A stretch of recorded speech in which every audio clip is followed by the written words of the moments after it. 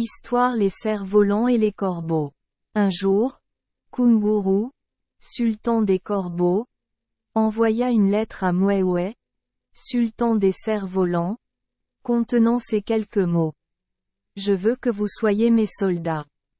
À ce bref message, Mwewe a immédiatement écrit cette courte réponse. Je devrais dire non. Alors, pensant effrayer Mwewe, le sultan des corbeaux lui fit dire, si vous refusez de m'obéir, je vous ferai la guerre. Ce à quoi le sultan des cerfs-volants répondit, cela me convient, combattons, et si vous nous battez, nous vous obéirons, mais si nous sommes vainqueurs, vous serez nos serviteurs. Ils rassemblèrent donc leurs forces et s'engagèrent dans une grande bataille, et peu de temps après, il devint évident que les corbeaux étaient sévèrement battus. Comme il paraissait certain que si quelque chose n'était pas fait assez vite, ils seraient tous tués, un vieux corbeau, nommé Jiuzé, proposa soudain qu'ils s'envolent. Dès que la suggestion fut faite, elle fut mise à exécution, et les corbeaux quittèrent leur maison et s'envolèrent au loin, où ils fondèrent une autre ville. Ainsi, lorsque les cerfs-volants sont entrés dans les lieux, ils n'y ont trouvé personne et ils ont élu domicile à Crotone. Un jour, alors que les corbeaux s'étaient réunis en conseil, Kunguru se leva et dit, mon peuple, faites ce que je vous commande, et tout ira bien. Arrachez quelques-unes de mes plumes et jetez-moi dans la ville des cerfs-volants, alors reviens et reste ici jusqu'à ce que tu aies de mes nouvelles.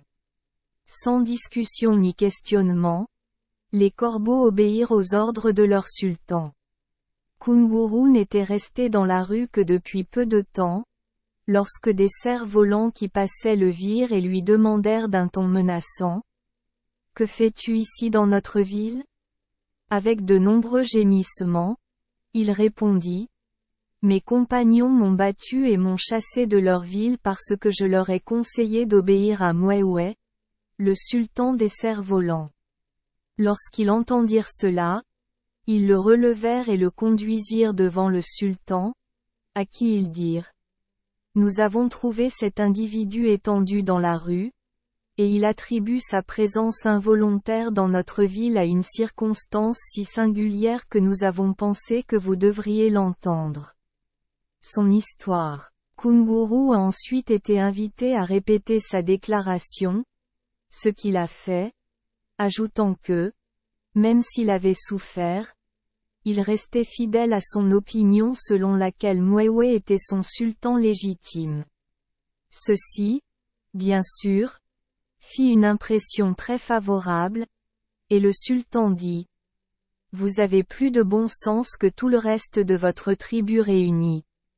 Je suppose que tu peux rester ici et vivre avec nous. » Alors Kunguru, exprimant sa grande gratitude, s'est apparemment installé pour passer le reste de sa vie avec les cerfs-volants.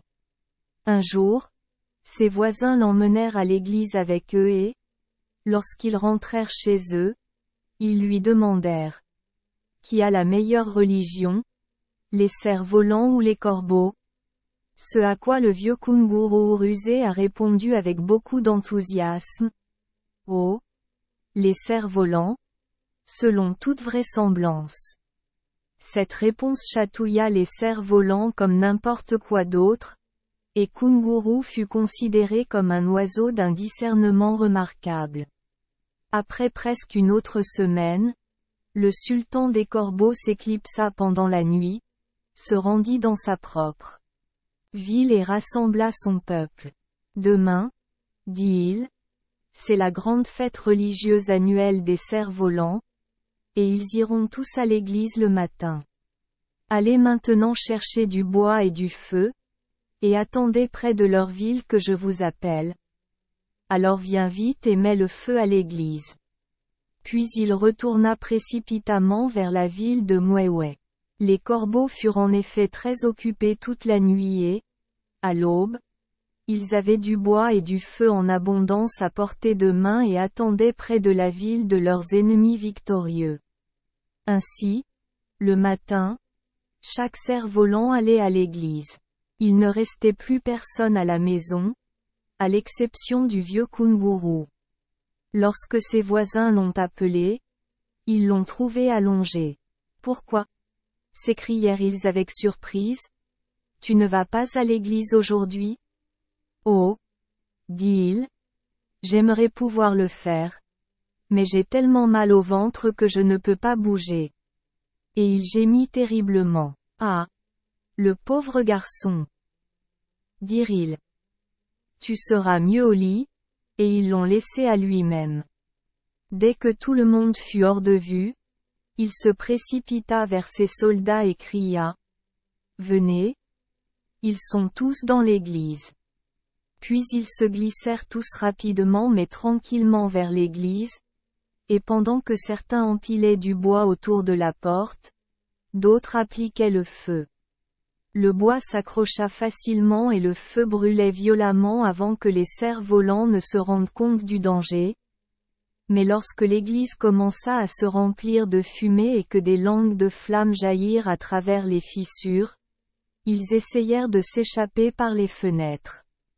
Cependant, la plupart d'entre eux furent étouffés ou, ayant les ailes roussies, ne purent s'envoler, et furent brûlés vifs, parmi eux leur sultan, Mwewe. Et Kunguru et ses corbeaux ont retrouvé leur vieille ville. Depuis ce jour, les cerfs-volants s'envolent devant les corbeaux. Merci les enfants des Esperluette Croisillon 39. Avoir écouté des contes de fées au jour Esperluette Croisillon 39. 8. Espérons que les histoires apporteront aux enfants des moments heureux et significatifs. Si vous aimez notre chaîne, veuillez appuyer sur le bouton S Esperluette Croisillon 39. Abonner, pour ne manquer aucune histoire intéressante. Je vous souhaite une bonne nuit de sommeil et de beaux rêves. Rendez-vous dans la prochaine histoire.